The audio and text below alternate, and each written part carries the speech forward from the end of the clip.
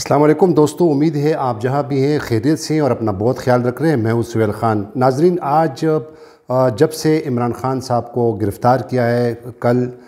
9 مئی کو اسلام آباد high court کے احاطے سے، اس کے بعد ملک میں جو ایک عجیب طرح کا جو صورتحال ہے، جو کہ نہایت ہی بہت سخت صورتحال پیش آ گئی ہے، اور اس وقت پورے ملک میں جلاؤ گھیراؤ کی جو ہے وہ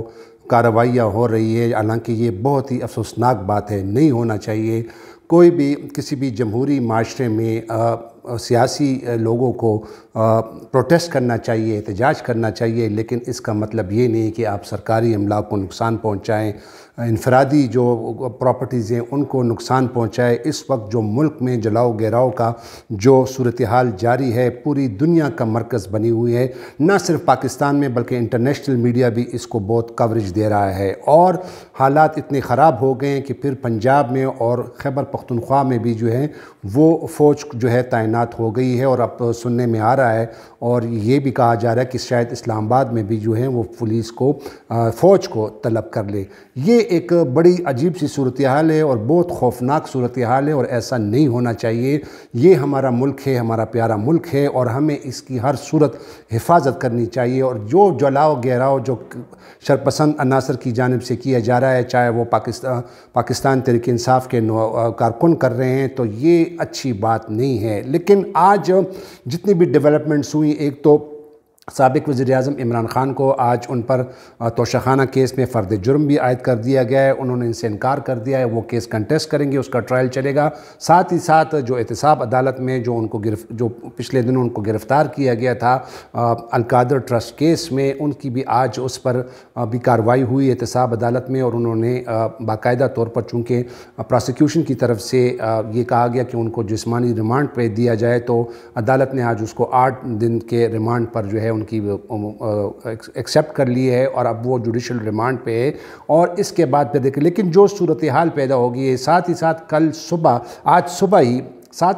صبح ہی جو پاکستان تحریک انصاف کے جو جنرل سیکرٹری ہیں اسد عمر، ان کو بھی اسلام آباد ہائی کورٹ کے احاطے سے گرفتار کیا گیا، اور ساتھ ہی ساتھ پھر جو سینئر رہنما ہیں سابق جو پاکستان تحریک انصاف کے جو وزیر خارجہ تھے شاہ محمود قریشی، انہوں نے اپنے آپ کو بچا لیا، اور اب وہ تو نامعلوم افراد سے وہ ویڈیو اپلوڈ کر رہے ہیں، قوم کو خطاب کر رہے ہیں، اپنے ورکروں کو کہہ رہے ہیں کہ وہ پرامن احتجاج کریں۔ لیکن آج جو دلچسپ صورتحال ہے وہ یہ ہے کہ صبح تحریک انصاف کے جو سابق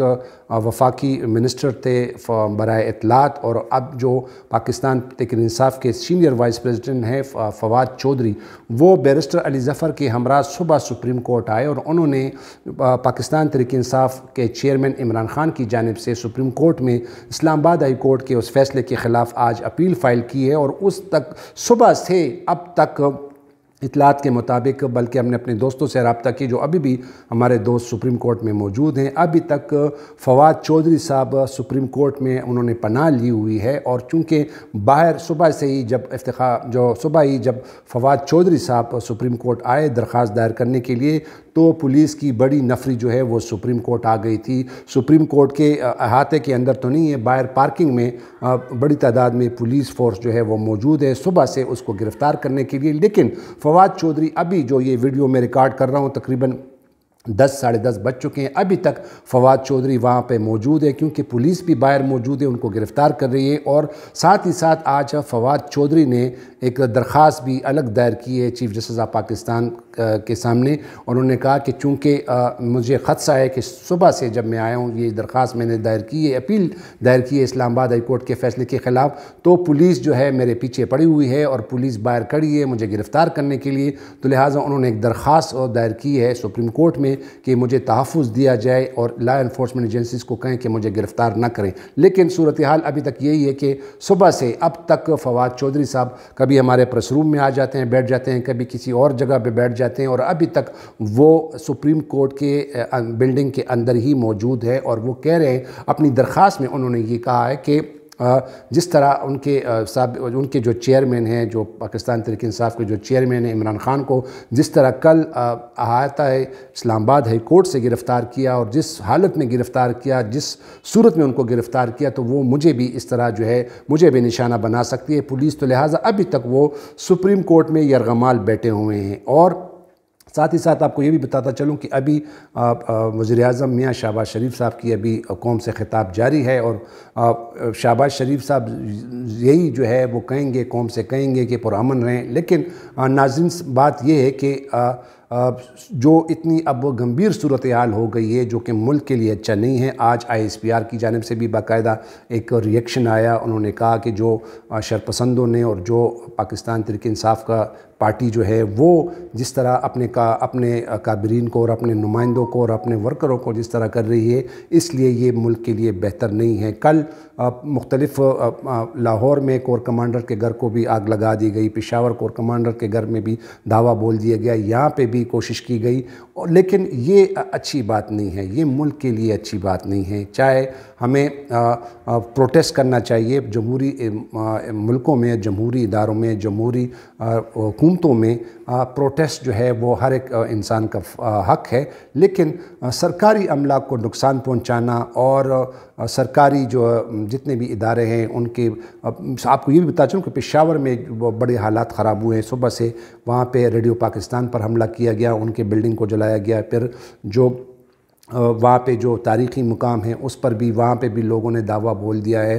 کچھ افراد جو ہے اس میں اپنی جانوں سے بھی دو بیٹھے ہیں، 4 افراد جو ہیں وہ اس میں